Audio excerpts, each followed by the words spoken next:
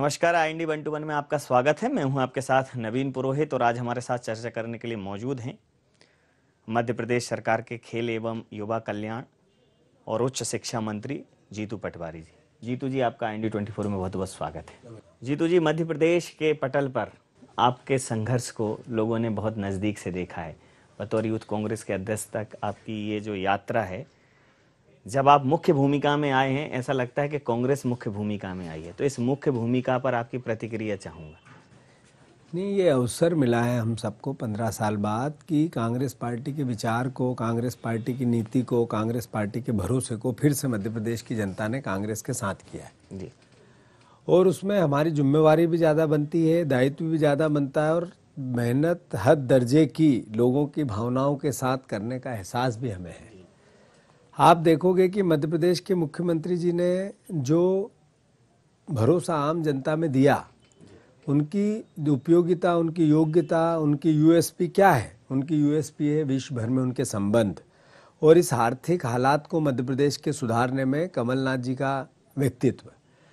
वो इतने मंत्रालयों में काम कर चुके हैं कि भारत सरकार के लगभग अधिकारी, ब्यूरोक्रेसी उनकी इज्जत करती है और उनकी बात को मानती है। राजनीतिक क्षेत्र में भी कोई ऐसा राजनेता नहीं जो कमलनाथ जी की बात को वजन न दे। उसमें से भारतीय जनता पार्टी के भी कई बड़े नेता हैं। मध्य प्रदेश में जिस प्रकार से भारतीय जनता पार्टी ने आरोप लगाया वंदे मातरम को लेकर, उन्होंने कहा कि आपने बंद किया और फिर से उसको शुरू किया, तो ये नया कलेवर नहीं है बल्कि उनके तेवर का प्रतिफल है, चूंकि उन्होंने इतना विरोध कर दिया था कि आपको ये करना ही पड़ा। भारतीय जनता पार्टी राष्ट्रभक्ति के सर्टिफिकेट बांटने में पूरे 5 साल लगा दिए जी।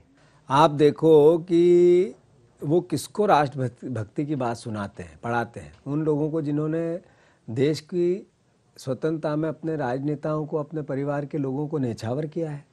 उस परिवार को, उस पार्टी को जिसने अपने देश की उन्नति में अपने राजनेताओं को बलिदान दिया है, वो जिनने चीटी उंगली नहीं कटाई भारतीय स्वतंत्रता संग्राम में, स्वतंत्रता के आंदोलन में, वो हमें राष्ट्रभक्ति के गीत सुनाते हैं, पाठ पढ़ाते हैं।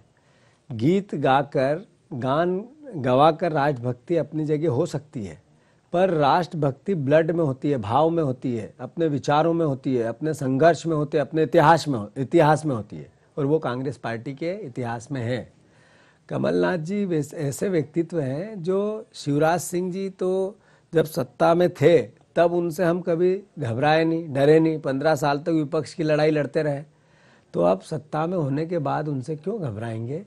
जनता ने उनको नकारा है। अब इस तरीके की हड़बड़ाहट में वो बातें कर सकते हैं, पर मेरा उनसे प्रार्थना है कि राष्ट्रभक्ति चिल्लाकर या अपनी राजनीतिक रोटियां सेक के नहीं होती है। राष्ट्रभक्ति राज्य के लिए, देश के लिए, राष्ट्र के लिए कुछ करके होती है। जरा विपक्ष की भूमिका सकारात्मक निभाओ। तीसरा बड़ा प्रश्न ये है कि सर, जितने सारे प्रश्न चिन्ह आपने खड़े किए थे सरकार पे पिछले 15 वर्षों में, अब उनका डायरेक्शन बदल गया है, अब वो उत्तर आपसे मांगे। बिल्कुल सही है।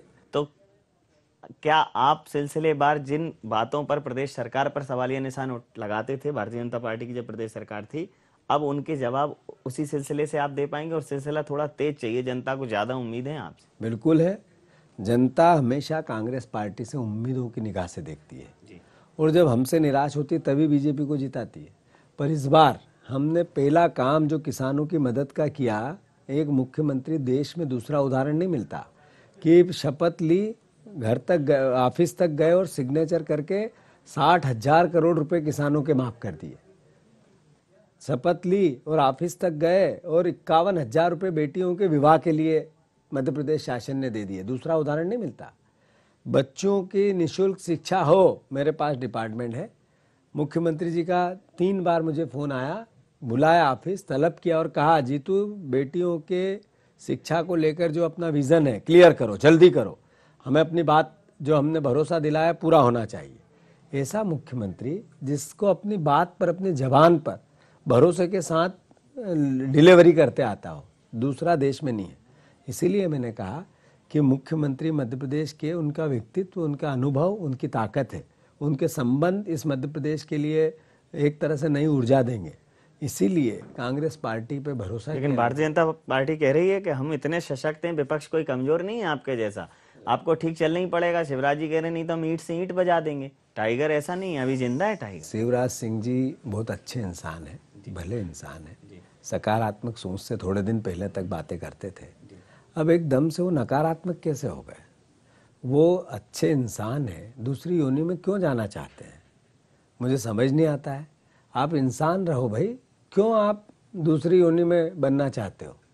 दूसरी बात, ईंट से ईंट बजा देंगे, तो ईंट से ईंट बजाने के लिए सकारात्मकता से विपक्ष की भूमिका निभाकर आपका अनुभव सरकार को मिले कि मैंने 15 साल राज किया, मुझे ये तकलीफें थी, कमलनाथ जी अब इस तरीके से हम पॉजिटिव चलें। आप हार गए तो ईंट से ईंट बजा देंगे, नकारात्मक सोच रखेंगे, मध्य प्रदेश का नुकसान करेंगे, लोगों को उद्वेलित करेंगे, लोगों में घृणा भरेंगे। इस तरह के भाव क्यों हो गए एक हार में? आप 15 साल तक आपने राज किया, थोड़े दिन तो धैर्य रखो। क्यों नहीं है वो? तड़प क्यों रहे हो? नहीं, लेकिन वो तो ये सरकार की जो पारी है उस पर भी वो सवालिया निशान खड़े कर रहे हैं। वो कह रहे हैं कि ये सरकार अपनी जो अवधि है वो पूरी नहीं कर पाएगी, बैसाखियों की सरकार है, ऐसा वैसा। ये किस आधार पर? मुख्यमंत्री जी सरकार की चिंता न करें, विपक्ष की सकारात्मक सोच का परिणाम के साथ काम, अपना विजन है उसके साथ काम करें। सरकार चलेगी, 5 साल चलेगी, डंके चोट चलेगी। और मैं इस कैमरे के माध्यम से कह दूं, भारतीय जनता पार्टी के विधायक धीरे धीरे अपने आप कम होते जाएंगे। कांग्रेस की चिंता, सरकार की चिंता उनको नहीं करनी है। सरकार सकारात्मक रूप से, पॉजिटिविटी से, नफरत रहित, विपक्ष को भी परिवार का सदस्य, लोकतंत्र का हिस्सा मानते हुए, शिवराज सिंह चौहान के भी मुख्यमंत्री कमलनाथ जी हैं इस बार, इसलिए उनसे अनुरोध है कि पॉजिटिव बातें करें, नकारात्मक करें। सरकार भी चलेगी, वादे भी पूरे होंगे, भला भी होगा और समृद्ध मध्य प्रदेश भी बनेगा। राष्ट्रीय अध्यक्ष बनने के बाद राहुल गांधी जी का जो क्षमता थी, राहुल गांधी जी का जो प्रतिरोध था, वो बतौर विपक्ष गुजरात में देखा गया। गुजरात में बिल्कुल जीत के मुहाने पर आप जाके रुक गए, और उसके बाद मध्य प्रदेश, छत्तीसगढ़ और राजस्थान, 3 जगह आपकी सरकार बनी है। तो देश के दिल में ये जो हुक उठी है, ये देश के दिमाग तक पहुंचेगी, दिल्ली तक पहुंचेगी। आपको क्या लगता है कि इसका फायदा आपको लोकसभा में मिलने वाला है? नहीं, बेसिक तो ये है कि ये विरोध जो है सरकार मध्य प्रदेश में, राजस्थान में, छत्तीसगढ़ में बनी, इसका 80%, 50% हिस्सा नेगेटिविटी, एंटी इनकम्बेंसी सरकार मध्य प्रदेश की या राज्यों की थी, और 50% नेगेटिविटी या नकारात्मक सोच या खिलाफ गुस्सा केंद्र सरकार के, मोदी जी के। मोदी जी ने 2014 के चुनाव में जो बातें की, 2 करोड़ रोजगार का क्या हुआ? उन्होंने 1 के बदले 10 सर लाने की बातें, क्या हुआ? किसानों को लागत से दुगना मूल्य देने की बात की, क्या हुआ? उन्होंने देश के सामने एक बहुत बड़ा मुद्दा काले धन का रखा, 15-15 लाख लाने की बात करी, क्या हुआ? उन्होंने जो बातें 2014 के चुनाव में देश के सामने भाषणों में चिल्ला चिल्ला के कही, एक अगर पूरी हो तो नरेंद्र मोदी जी को वोट दे, केंद्र सरकार फिर से चुने। एक भी बात पूरी न की हो और फिर से हमें सरकार बनाना हो। आप घृणा की बात करते हो, नफरत की बात करते हो, शमशान और कब्रिस्तान की बात करते हो देश के प्रधानमंत्री, और आप बात कहते हो फिर से मुझे चुनो। ये भारत देश, लेकिन आप देश के प्रधानमंत्री को ऐसे कितने संवेदनशीलता के साथ रोए हैं वो जनता के सामने। उन्होंने कहा है कि 50, मतलब मैं इस देश के लिए काम कर रहा हूँ, जाग रहा हूँ, लेकिन इसमें तकलीफ है कांग्रेस को। रोए हैं वो, देश ने उन्हें रोते हुए देखा है, कोई प्रधानमंत्री रोया नहीं है। अब आप उनके उन आंसुओं को किस प्रकार के अगर आंसू मानते हैं? रोने से 2 करोड़ रोजगार मिल जाए, या इस देश का भला हो जाए, या इस देश के शासन को सशक्त नेतृत्व मिल जाए, तो उनका रोना सकारात्मक है। आप रो, हंसो, गाओ, आप नेता हो, हमारे प्रधानमंत्री हो इस देश के। वो कांग्रेस और भारतीय जनता पार्टी के प्रधानमंत्री नहीं, देश के प्रधानमंत्री है। इस नाते मेरा अनुरोध है कि आप ये बताने की कृपा करें कि इस देश ने आपसे जो, जिस सब्ज बाग के रूप में आपको वोट किया, उसका एक भी भाव, एक भी लक्ष्य, एक भी आपका उद्देश्य, एक भी आपका वचन, आपकी भाषण, आपकी जबान पूरी नहीं हुई। आपने कहा था कि नोटबंदी के दुष्परिणाम निकले, मेरी नीयत खराब निकले, तो 50 दिन में किसी भी चौराहे पे खड़े होकर जो सजा दोगे भुगतने को तैयार हूँ। क्या हुआ नोटबंदी का? देश की अर्थव्यवस्था चरमरा गई, देश का व्यापार खत्म हो गया, छोटे उद्योग, छोटे व्यापारी मर गए, 12 लाख करोड़, 12.5 लाख करोड़ बैंकों के अकाउंट एनपीए हो गए, बैंकों की आर्थिक हालात बिगड़ गए, देश का विदेशी मुद्रा का भंडार कम हो गया। आपने किसानों के फसलों के दाम आधे रह गए, किसानों की आत्महत्याओं का प्रतिशत 3 गुना हो गया। आपने क्या दिया देश को? देश का जो भारी व्यवस्था थी जिससे हम अपने पड़ोसी देशों से अपने संबंध होते थे, वो सब चाइना और नेपाल जैसे देश आपको आंखें दिखाने लगे। क्या कारण है कि आपको इस देश की सरकार को फिर से चुना जाए?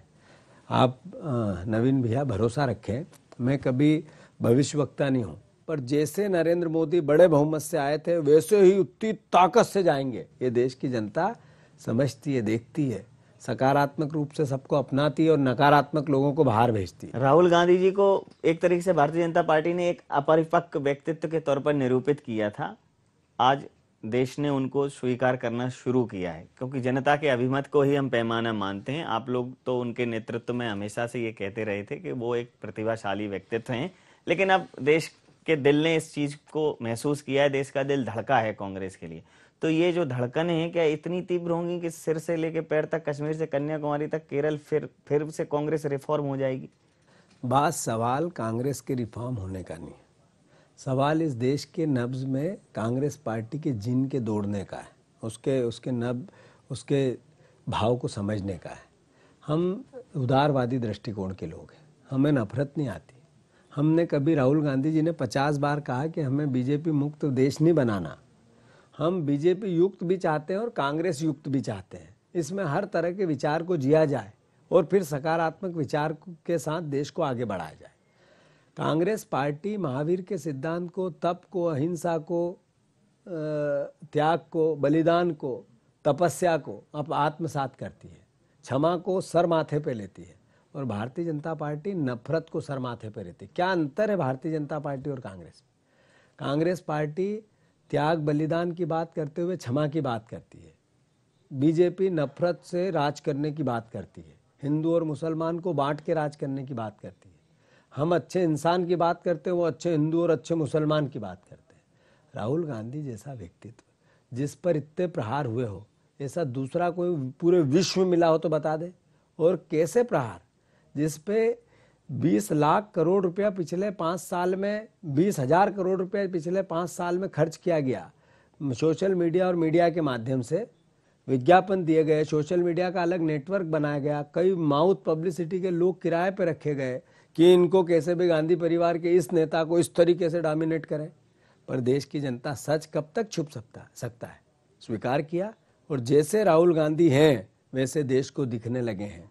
और आने वाले देश के प्रधानमंत्री राहुल गांधी ही होंगे। या आपकी चैनल पे मैं आज कह रहा हूँ, जब बनेंगे तब फिर बुलाना मुझे। जी, मैं अब देश और प्रदेश से इतर जो प्रदेश में आपको दायित्व मिला है, अब मैं उस पर बात कर लूँ।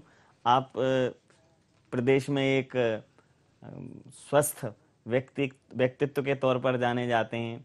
आपको लोग बहुत बेहतर से पहचानते हैं कि अब अपनी हेल्थ के प्रति बहुत जागरूक हैं। अब आपको खेल और युवा कल्याण जैसा विभाग मिला है। एक स्वस्थ शरीर में ही स्वस्थ मस्तिष्क होता है, तो फिर वो जो स्वस्थ शरीर है वही अच्छा सोच सकता है और सीख सकता है। उससे जुड़ा हुआ उच्च शिक्षा विभाग मिला है। तो बड़ा अच्छा, मतलब पहले स्वस्थ शरीर और उसके बाद स्वस्थ मानस, ये दोनों जवाबदेही कैसे पूरे करें? मैं कमलनाथ जी को बहुत विनम्रता से बहुत साधुवाद देना चाहता हूँ, और आपके हमारे IND परिवार के माध्यम से देना चाहता हूँ। मेरे को जब हम भगवान के पास जाते हैं, ईश्वर के पास जाते हैं, तो मन में विचार करते हैं, प्रार्थना करते हैं। ईश्वर देखता नहीं है, वापस उधर से जवाब नहीं देता, केवल पूर्णता कार्य की करता है, और हम भगवान को फिर के साधुवाद देते हैं, शुक्रिया करते हैं। मुझे कमलनाथ जी ने मेरे मन के बिना पूछे वो विभाग दिए जो मेरी चाहत थी। युवाओं का, मध्य प्रदेश के भविष्य के लेकर जो काम करने का दायित्व जिस विभाग पे है, वो मुझे अवसर मिला है। खेल एवं युवा कल्याण और उच्च शिक्षा, दोनों को अगर आप देखोगे तो युवाओं का ही प्रोग्राम बनाने का काम मुझे दिया। ईश्वर से प्रार्थना करता हूँ कि मुझे जो दायित्व कमलनाथ जी ने दिया, मैं पूर्णता की ओर ले जाऊँ और कोशिश करूँ कि जो में ताकत है उससे ज़्यादा, सामर्थ्य उससे ज़्यादा बढ़ के सेवा करूँ। प्रयास होगा, आपको रिजल्ट। मध्य प्रदेश में बहुत जो खेल एकेडमी से बहुत अच्छे छात्र जो है राष्ट्रीय स्तर पर, अंतर्राष्ट्रीय स्तर पर परफॉर्म कर रहे हैं। तो खेलों से कहीं ना कहीं अभी थोड़ा ग्रामीण अंचल जो हैं वो, उनकी कनेक्टिविटी उतनी प्रॉपर नहीं है। व्यायाम शालाएं, ऐसे केंद्र जिसमें जो आंचलिक छात्र हैं, आंचलिक जो स्पोर्ट्स पर्सन है वो आके अपना रजिस्ट्रेशन करा सके, कहीं ना कहीं मुख्य धारा में जुड़ें, उसके लिए कोई पहले से आपकी कार्य योजना है? क्योंकि आप एनजीओ के माध्यम से भी और बाकी अपने सामाजिक कार्यों में ऐसे कई सारे आप कार्यक्रम करते हैं, साइकिल दौड़ करते हैं, अब आपके पास पूरा अवसर है पूरी तरह से जीने का। तो आप ऐसा, मैं आपका वो विजन जानना चाहता हूं जो आपके जहन में हो कि आप उसको पूरे प्रदेश में लागू करना चाहते हैं। खेल का जहाँ तक संबंध है, ये एक मानसिकता का विषय है, और खासकर भारत देश में और मध्य प्रदेश में। एक परिवार जो अपने बेटे को आईएएस बनाना चाहता है, आईपीएस बनाना चाहता है, अच्छा जर्नलिस्ट बनाना चाहता है, अच्छा डॉक्टर बनाना चाहता है, वो अच्छा खिलाड़ी नहीं बनाना चाहता। अपने बेटे का कैरियर, अपनी बेटी का कैरियर खेल के माध्यम से परिवार कैसे चुने, इस तरह का वातावरण प्रदेश में कैसे बने, प्रथम प्राथमिकता। दूसरा, जिस तरीके से पूरे प्रदेश में खेल की सुविधाओं का सवाल है, हम दान देते हैं, लोग खाना खिलाते हैं, लोग स्वास्थ्य को लेकर हॉस्पिटलों में दान करते हैं, वो खेल को लेकर दान कैसे करें, इस तरह का वातावरण बनाने की आवश्यकता है। और साथ ही साथ मध्य प्रदेश में एक परिवार अपने बेटे को खेल के माध्यम से जीवन यापन का संसाधन बने, इसकी सरकार सहयोगी बने, इस तरह का वातावरण बनाने की जरूरत है। मैं समझता हूं कि हमने जिला पंचायत को इकाई बनाई है, और उस इकाई के माध्यम से हम ग्रामीण अंचल से प्रतिभाओं को निकालेंगे और संसाधन और सुविधाएं देंगे। ये प्राथमिकता मध्य प्रदेश अक्सर देखने में आया कि जो बहुत अच्छी खेल प्रतिभा हैं, जिन्होंने बहुत अच्छा परफॉर्म किया अपने खिलाड़ी जीवन में और अपने खेल जीवन में एक अच्छा परफॉर्मेंस करने के बाद, तमाम सारे तमगे हासिल करने के बाद पता चलता है कि वो मजदूरी कर रहा है, पता चल रहा है वो कोई ठेला लगा रहा है, ऐसी कई मतलब पीड़ादायक खबरें आती हैं। तो क्या उन खिलाड़ियों को सरकार एक सपोर्ट सिस्टम देगी कि वो गर्व और गौरव के साथ अपना जीवन हम व्यतीत 3 साल में मध्य प्रदेश का खेल का स्तर देश में नंबर 1 ले जाना चाहते हैं।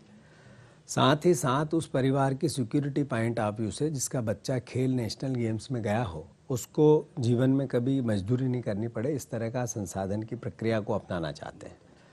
साथ ही साथ हमने जितने विक्रम अवार्डी और अर्जुन अवार्डी या अच्छे जितने एकेडमी चलाने वाले डायरेक्टर्स एंड एसोसिएशंस है, उनसे मिलकर, उनसे बात करके, उनको इकट्ठा करके कोई खेल नीति नई जिसमें खिलाड़ी की भविष्य की सुरक्षा हो, उसका एक प्रोफार्मा बनाना चाहते हैं। आने वाले 1-2 महीने में क्लियर होगा।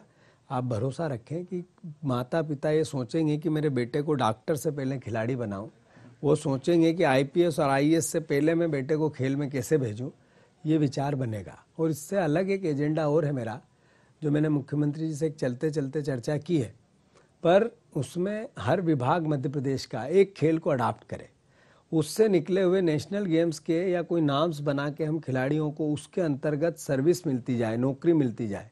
मैं समझता हूं कि फिर जाकर हम अपने उद्देश्यों की पूर्ति करने में ज़्यादा सहायक होंगे।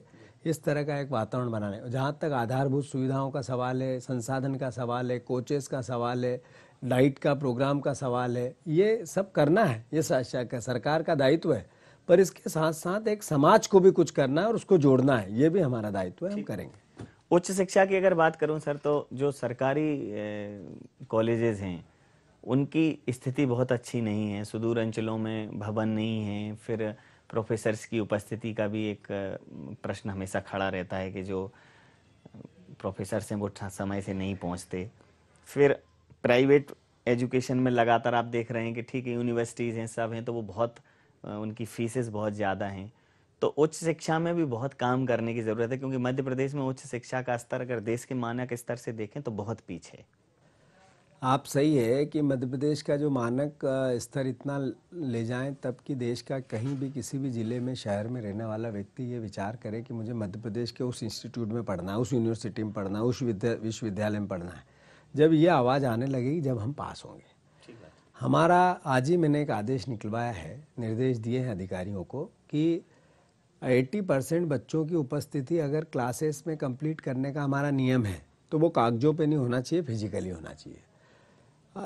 एक प्रोफेसर टाइम टू टाइम, पूरे टाइम कॉलेज में रहे जब तक उसकी ड्यूटी है, तो ये प्राथमिकता से होना चाहिए। अगर नहीं पाए गए तो गलत बात है, फिर उसको कार्रवाई कानून सम्मत होनी चाहिए। और तीसरा, जो अन्य विभागों में शिक्षा विभाग के लोग चले गए, डेपुटेशन पे चले गए, उनको वापस शिक्षा विभाग में लाकर इस ढर्रे को सुधारना चाहिए। तो मैंने इस जो आपका सवाल का जो एक मूल है उसका आज ही आदेश जारी किया है कि सुनिश्चित होगी प्रोफेसर्स की उपस्थिति समयबद्ध सुनिश्चित होगी, विद्यार्थियों का 80% की स्टूडेंट्स की क्लासों में रहना, और साथ ही साथ अन्य विभागों से जो शिक्षा विभाग के लोग हैं, उस शिक्षा विभाग के लोग हैं वहीं काम करें, पढ़ाएं, टीचिंग करें। आप इधर उधर आपकी ओर सेवाएं देते हैं, उससे ज़्यादा ज़रूरी मध्य प्रदेश के भविष्य को बनाना है। तो ये आदेश मैंने आज दिया है। दूसरा साथ ही मैंने आज एक नूतन कॉलेज के प्रोफेसरों से जाके बात की और उनसे समझने की कोशिश की कि आपकी विधा क्या है, आपकी तकलीफ क्या है, आपकी दुविधा क्या है। प्रोफेसर्स की भी एक गणना होती है, उनका भी कि हमारे ही परिवार के सदस्य हैं। उन्होंने ही जब ये सवाल मेरे सामने लाया, उसी के आधार पर उनसे पूछ के मैंने ये निर्देश दिए हैं, वहीं से दिए हैं। तो मैं समझता हूँ कि मैं आज कॉलेज गया था, बात की, तो हम एक परस्पर संवाद से, सकारात्मक सोच से यहाँ के बदलाव लाना चाहते हैं। और एक कैसी शिक्षा चाहिए? परंपरागत शिक्षा, जिससे एजुकेशन तो हो पर रोजगार ना हो। हम अब एजुकेशन कितना हो ये जरूरी नहीं, रोजगार पहले कैसे हो ये जरूरी है। तो हम सरकारी कॉलेज जितने भी है जो सरकार उच्च शिक्षा के माध्यम से आते हैं, उनमें भी ऐसी व्यवस्था करेंगे कि हम रोजगार परस्त हो और बाहर से कंपनियां वहाँ भी अपने कैंप लगाएं और वहाँ से भी छात्रों को लेके जाएं। ऐसे 60 कॉलेजों को चिन्हित करके हमने ये प्रयास करेंगे अगले सत्र से कि इस तरह का प्राइवेट की जगह सरकारी कॉलेजों में भी हो। और साथ ही साथ क्वालिटी की शिक्षा की बात तो होती है भाषण के लिए, ओके, पर क्वालिटी की शिक्षा तब होगी जब मैं समझता हूँ कि समाज और समाज में काम करने वाले वर्ग और सरकार तीनों मिल के काम करेंगे, जिसमें शिक्षा विभाग भी आता है, उस शिक्षा विभाग भी आता है। तो थोड़े दिन में अच्छा बदलाव और ऐसे संस्थान तैयार होंगे जिसमें देश भर के, विश्व भर के लोग यहाँ आके पढ़ना चाहेंगे। जैसा आपने कहा, अभी जो शिक्षा का जो मानक स्तर है उसमें आपको अभूतपूर्व बदलाव करने की जरूरत है। पिछले एक ही सरकार एक ही रही है पिछले 15 सालों से। एक ही सरकार के समय में शिक्षा के जो परीक्षा का जो पैटर्न है उसमें 2 बार चेंज हुए। सेमेस्टर प्रणाली थी, फिर उसको वार्षिक प्रणाली में तब्दील कर लिया। अभी वर्तमान में वार्षिक प्रणाली लागू कर दी गई मध्य प्रदेश में। तो प्रैक्टिकल होते रहे हैं। अब चूंकि आप आए हैं, हो सकता है एक फिर बदलाव हो, तो जो हो वो एक ऐसा हो कि नए लोगों को बदलने में सोचना पड़े कि ये बदलाव करने का मतलब है तंत्र को ध्वस्त करना। क्योंकि पिछले साल में आपने, इसके पहले 5 साल पहले सेमेस्टर प्रणाली थी, फिर वर्तमान उच्च शिक्षा मंत्री ने उसको खत्म किया। उन्होंने कहा नहीं, हम सेमेस्टर नहीं लेंगे, एग्जाम ही एग्जाम होते रहते हैं। फिर वार्षिक प्रणाली करी, उससे ही 2-4 हो रहा है उच्च शिक्षा विभाग। ये भी एक समझने की जरूरत है। आपको देखोगे कि जो हम मंत्रालय में लोग काम करते हैं, चाहे मिनिस्टर क्यों नहीं हो, आपको जब तक पूरी स्टडी के साथ ये बच्चों के भविष्य का सवाल है, उनके समय का सवाल है, ईयर का सवाल है, साल बिगड़ता है या कोई समस्या आती, तो पहले आपको एक्सपेरिमेंट करने के बजाय या किसी प्रकार का कोई नया विज़न देने के बजाय उसको पहले जांचना पड़ेगा, परखना पड़ेगा। और एज ए मिनिस्टर ये मेरे लिए संभव नहीं है। इसके लिए मुझे उस वर्ग के लोग जो उनको रोज़ रात दिन जीते हैं, उन्होंने कई सालों से इस विधा में रहे हैं, मैं समझता हूँ उन लोगों की एक रिव्यू कमेटी हम बनाएंगे और वो कुछ तैयार करके देगी और समयबद्ध बनाएंगे। और उसके बाद हम आगे बढ़ेंगे इन सब चीज़ों में। हम एकदम, चूँकि मैं नया आया हूँ या मेरे पास विभाग आया है, तो कोई स्टंट करने के बजाय मैं ऐसे ही कोई विज़न दे दूँ, मैं उन लोगों में से नहीं हूँ। मैं एक परिवार का हिस्सा हूँ, उसका उच्च शिक्षा विभाग का जो प्यून है वो भी और उसका मिनिस्टर है वो भी, सब एक परिवार है। अब इस परिवार को हम कैसे सरल तरीके से, नफरत रहित, सबका अपना दायित्व निभाते हुए, जिम्मेवारी निभाते हुए कैसे काम करें और रिजल्ट दें, इस तरह के वातावरण के साथ काम करेंगे। आप देखोगे 1 साल, 1.5 साल, 2 साल, आपको ऐतिहासिक बदलाव दिखेगा, अच्छा दिखेगा, अच्छा लगेगा। अंतिम प्रश्न, 970 वचन है, 970 वचन पत्र में, और जिस स्पीड से कर रहे हैं उस हिसाब से 5 साल सरकार रहेगी तो 970 वचन आप पूरा कर लेंगे। एक तो सरकार पर विपक्ष संशय कर रहा है, दूसरा 970 वचन पे कर रहा है कि लोग 7 वचन नहीं निभा पाते, आप 970 की बात कर रहे हो। अंतिम प्रतिक्रिया के साथ। मेरा विभाग है जिसके आप देखोगे कि 7 वचन, अलग अलग विभाग में अलग अलग मंत्री काम करते हैं। मेरे विभाग के 7 वचन हम अगले महीने तक क्लियर कर देंगे। बच्चों की मुफ्त शिक्षा देनी है। हमने जितनी और बातें कही, शिक्षा विभाग, मेरे पास वचन पत्र नहीं है तो मैं सुना के आपको बताता। हम इससे आगे बढ़ के भी कुछ करेंगे, वचन के आगे जाएंगे और अच्छी बातें कहेंगे, अच्छी बातें करेंगे। सकारात्मक इसी खर्चे में, इसी बजट में अच्छा काम करने की कोशिश करेंगे। आप बिलीव करें, 970 वचन हो या 1000 वचन हो, हम हर हालत में इस साल के अंत तक सारे मूर्त रूप देंगे। इस साल के अंत तक, एक साल में सबको क्लियर करेंगे। इतना सरकार जब चुनी जाती है तो 5 साल के लिए चुनी जाती है। 5 साल बाद आपको विज़न देना पड़ता है कि हमने जो कहा वो किया, और कांग्रेस का इतिहास है, जो कहती है वो करती है। क्या संभव था कि मुख्यमंत्री जी शपथ ले और 5 मिनट के 10 मिनट के फासले पे जाके सिर्फ सिग्नेचर कर दे कि हम 60,000 करोड़ रुपए का आपका कर्जा माफ़ करते हैं, और उस प्रदेश का जिस पे 1,65,000 करोड़ रुपए का कर्जा हो, उस प्रदेश का जिसका पुराना वित्त मंत्री कहता हो कि हमने खाली कुछ नहीं छोड़ा हो। ये विज़न है हमारा, हमारी सोच है, हमारा हौसला है, हम जो कहते हैं वो करते हैं। तो कभी धड़कन, कभी मासूम चाहत की तरह हैं हम, अगर दिल में अगर रखोगे तो मोहब्बत की तरह हैं हम, और विपक्ष बन के दीवार बनोगे तो नाहक हैं हम। बहुत सत्ता में रहे हैं, छत की तरह हैं हम। हमने इस देश में बहुत समय शासन किया। इस देश की नब्ज को कांग्रेस बहुत अच्छे से समझती है, ऐसा कहना है जीतू पटवारी जी का। और सबके अपने अपने वादे हैं, तो 970 वचन भी पूरे होंगे, सरकार अपनी अवधि भी पूरी करेगी, और इस प्रदेश को एक नया प्रदेश देखने को मिलेगा। प्रदेश जनता की अपेक्षाओं की कसौटी पर खरा उतरेगा। सर, आपने हमारे साथ बहुत समय साझा किया, हर विषय पर अपनी एक सहज शैली में आपने उत्तर दिया। जनता निश्चित रूप से इससे इत्तेफाक रखेगी। आपका बहुत बहुत धन्यवाद, बहुत बहुत आभार।